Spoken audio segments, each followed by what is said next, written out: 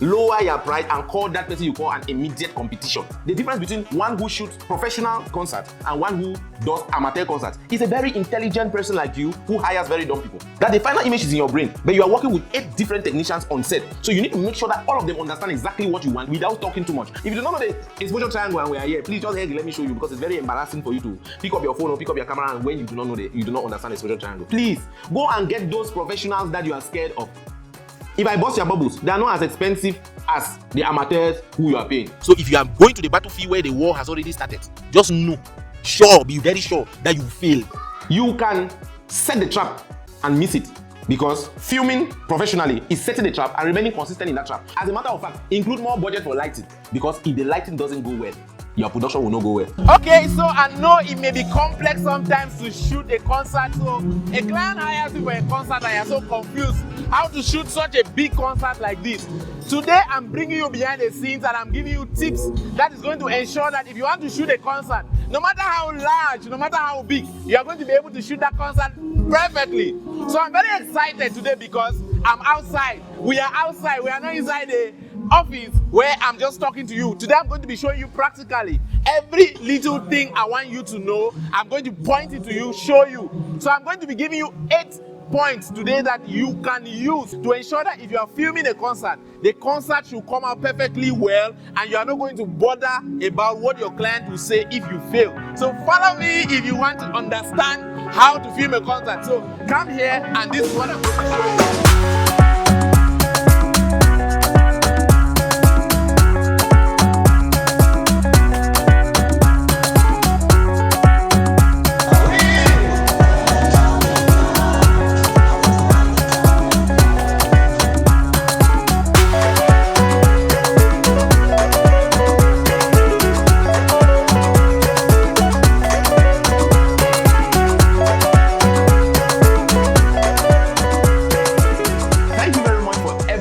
Subscribe to my YouTube channel so far, and thank you for following this video of how we are shooting this concert.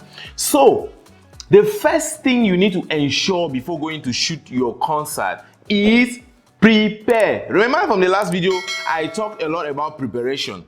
Now, in order to shoot the concert or to film the concert, ensure to prepare from home. Draw a mood board. If you want me to send you an app that you can use to draw a mood board on, just say it in the comment section below and I'm going to give you an app which you can purchase that is going to enable you to draw a mood board. What's a mood board? A mood board is any structured diagram and information that can help you to work with a crew and to make the crew members to understand what's in your brain. Make sure that all of your equipment are booked. So if you have to use 8 cameras, 9 cameras, 10 cameras, make sure that you call all the camera vendors and book the equipment well before time and look for reference images. This is very important. Go to Google, go to Pinterest, go to all the apps, paid and unpaid apps, and look for reference images the way you want your final image to be. Remember that the final image is in your brain, but you are working with 8 different technicians on set. So you need to make sure that all of them understand exactly what you want without talking too much. So if you go and create a mood board and indicate all the images that you intend to create on set by each and every of the technicians working in the field, then you will be doing yourself much good. Make sure you go to the event venue or the concert venue early. I cannot emphasize about this point. It is very important. See, the way this point is important, I can say from now till tomorrow. Why? First reason is because it is going to erase all form of tension. You cannot go to cover a concert or to film a concert. I keep saying cover, so don't bother. That's the language we use around here. You cannot go to film a concert when you are going at the time of the beginning of the concert.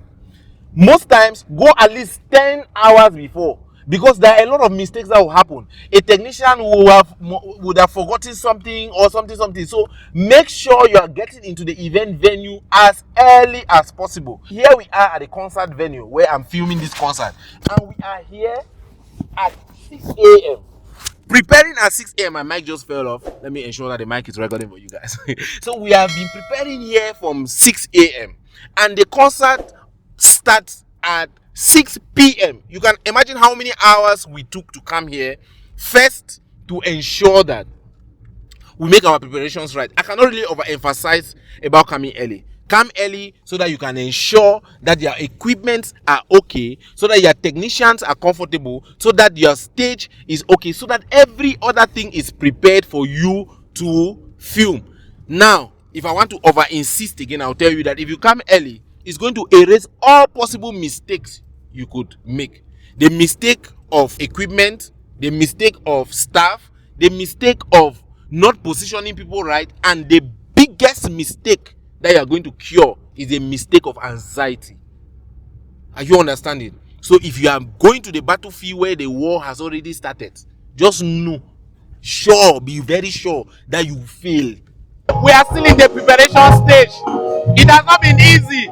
I know that I said that preparation is what you are supposed to do before the main shoot. The reason why you are supposed to start preparation early is because it's never easy. For example, I'm having a very big problem with my crane. The crane is not coming on, the camera is not coming on, the technician is on traffic, and it's like a whole lot of things are going very wrong. So even professionals go through a lot of things, and there's a lot of precautions that we need to take to ensure that we shoot properly. Now I'm facing a very big problem. I don't even know I'm going to solve this problem. Please help me. Next point, hire a professional crew. Hiring a professional crew is very crucial. Now, this is a very deep secret I'm giving you. This secret is in the business books. This secret is in all advices, and it's a secret you should take very, very seriously. Do not hire who you know more than. Can I rephrase it? I don't know. I've said it too traditionally. Do not hire a technician who you have to teach on set. Hire a technician that can teach you on set. At every point in time when you try to hire technicians that you know more than them on set, the production always goes wayward. Do you know why? Because you automatically know more than they know, and they will be scared to do the little they know because they feel that they have to do it only on your dictates. That's one point. Secondly, they do not know. So they do not know what to do. So you just have to micromanage every technician on set to ensure that they do exactly what you want them to do.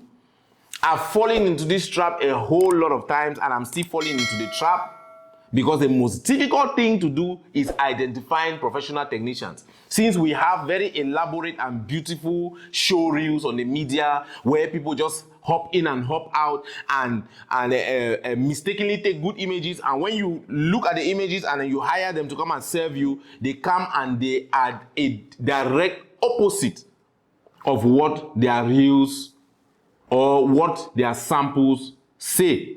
So this is very, very crucial. As a matter of fact, the difference between one who shoots professional concert and one who does amateur concerts is a very intelligent person like you who hires very dumb people. So you need to first of all understand that you do not need to hire any technician who is not capable of teaching you in the department you hire them. Secondly, it is a very, very difficult process to identify a professional technician. Everybody presents very professional and charges very high so that you should understand that they are professionals. But you need to fall, get up, and work with a large crew, delete them in the next production, work with the next large crew, delete them in the next production, until the time you have an ideal team. An ideal team comes out of experience. It's not out of luck, and it's not out of portfolios. So I cannot overemphasize about getting a professional team. Please go and get those professionals that you are scared of. If I bust your bubbles, they are not as expensive as the amateurs who you are paying. Get the professionals, lower your pride, and call that person you call an immediate competition to hop on your production and make sure the concert production goes well. I'm going to make a video on technicians and what you should look out for in technicians that you should incorporate in your team as you grow your team. The next point is lenses. You need to know the kind of lens you have to use in your production and which angle the lens is taking. Now, it's very, very important to understand lenses and their ranges. You need a wide angle lens to take wide angle shots. You need a super wide angle lens like a 10mm or a fisheye lens that can take an area shot of the whole environment. You need a telephoto lens that you will use to take the main performer, either a long CU or a medium shot, or a TCU if you decide to. Now, the range of your telephoto lens is going to be dependent on the range of you and the character. When you are filming a concert somewhere in the stadium like I did, you need to look for a lens that ranges from at least 75 to 300mm so that you can punch in and punch a little bit out. You need other telephoto lenses that could be used to take crowd reaction, instrumentalists, and others. So there is an accurate list of how the lenses can flow. I'm available. You can PV me at any point in time and I'm going to give you an accurate list based on your particular mood board. Remember I said about mood board? You create a mood board and tell me how many cameras, and then I'm going to tell you exactly how you're going to do with your lenses. The next thing you're supposed to make sure to ensure is understanding your preferred camera angle. Yeah, you need to understand exactly the camera angle that each technician handling the camera is supposed to take. If you do not understand, every technician is going to film following their specific adrenalines, which may not align with your story pattern. There are some technicians that may choose to take a low angle. Meanwhile, you need them to take high angles and middle angles. There are some technicians that will need to push the character against the wall. Meanwhile, you need the characters to breathe. So you must emphasize on those angles. You must show them those angles on your mood board, and you must explain the angles in your mood board. Next thing that you need to do that is very important is that you must emphasize on your crew and character positioning. This is one of the reasons why you have to go very early. Your client must understand that they must be in a particular position. You can set the trap and miss it, because filming professionally is setting the trap and remaining consistent in that trap. What if you set the trap for you and your crew, and the character that you want to film does not find himself in that trap? So you need to go there before. You plan the positioning of all your characters, the main singers, the backup singers, the drummers, and everything, so that you know that your crew or your gaffer is lighting his backup, and the backup is not going to switch that position. The main person that is standing, the gaffer is giving a key light to that person and is giving from a perspective, and there must be a small slash circle where the main performers, all the main performers, whether 1,000 main performers, are going to stand. You must make sure that you insist on that strict information, and the client who is hiring you, if they are adamant, you make them understand that that is to the detriment of the success of their work. So you must ensure that. That's why you must go early and talk. You see the way I'm talking to these people and insisting. Sometimes you stand and insist, since you are meeting many other technicians like sound technicians, stage technicians who already know exactly what they have to do. You need to insist and make them to understand that there must be a synchronology between you and them to make sure that the general product becomes nice. They will be adamant. The client will be adamant. Your other collaborators will be adamant. You must insist on this, because if you do not insist on this, you may light a particular position, and then it's not like you will, because this has happened to me more than once. You will light a particular position, and the overzealous performer or the other characters juxtapose the position, and your filming becomes very unintentional and unprofessional. You need to light.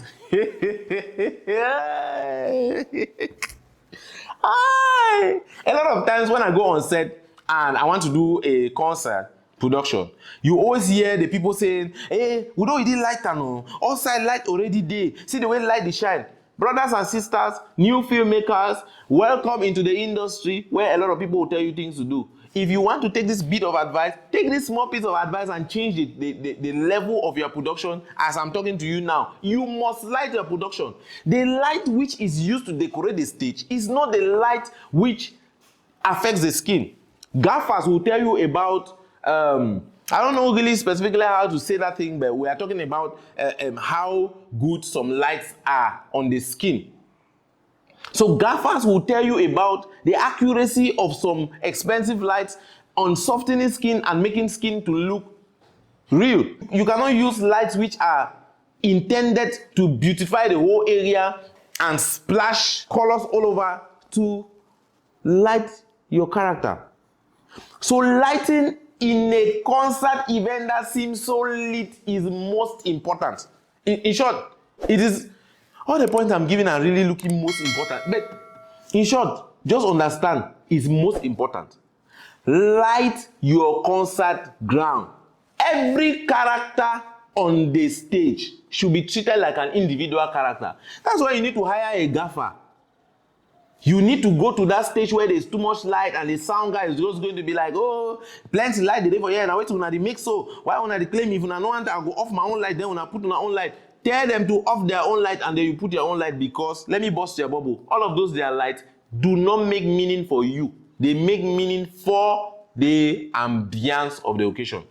Ensure to include a budget of lighting. As a matter of fact, include more budget for lighting because if the lighting doesn't go well, your production will not go well. So you have probably never shot a good concert video because you have never done production lighting on the video, hoping that the light that the people have brought that is very shiny on your phone is going to help the skin tone and the three-dimensionality of your main character. It will not help. And that's why I've never had a good concert. So consider this particular strategy as key in your preparation to film that concert. So the next point you need to understand vividly well is to calm down. Calm down and trust your team. I know that filming a concert requires you to bring a lot of people on set. And this is very different from you going solo and filming that a wedding event that has you taking all the shots or having a second shooter whose shots are not directly very relevant to the main product, and then you can all depend on yourself and you're coming to a space where you need to depend on people and you are very unsure of whether somebody is going to emotionally move the shots the way you feel it in your veins.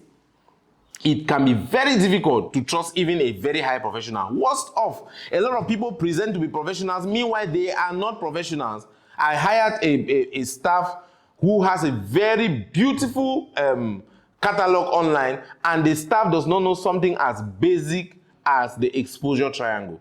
If you do not know the exposure triangle and we are here, please just let me show you, because it's very embarrassing for you to pick up your phone or pick up your camera and when you do not know you do not understand the exposure triangle. It's just like the F of photography. So I know that it can be very, very difficult for you to trust anybody with your production, but you need to calm down. In the battlefield, you do not check which soldier can hold a gun well. You just believe that by one means or the other, they are going to kill the opponent. So you need to calm down, trust the team, because there's nothing you can do as at the time of shoot, and you know that the only corrections you can make is only in your subsequent film.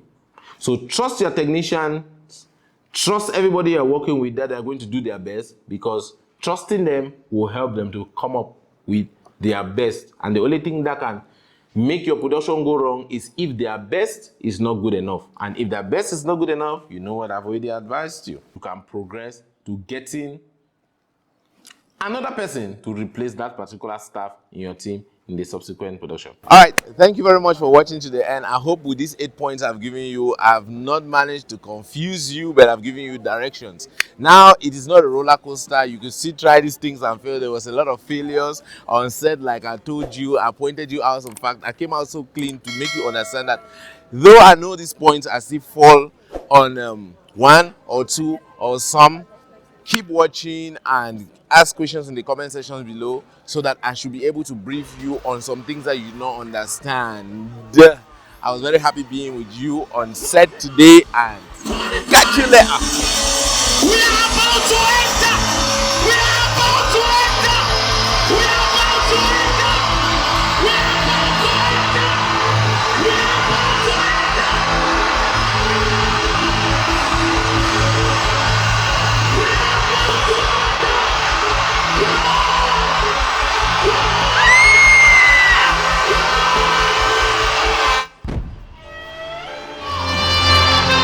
Let's go!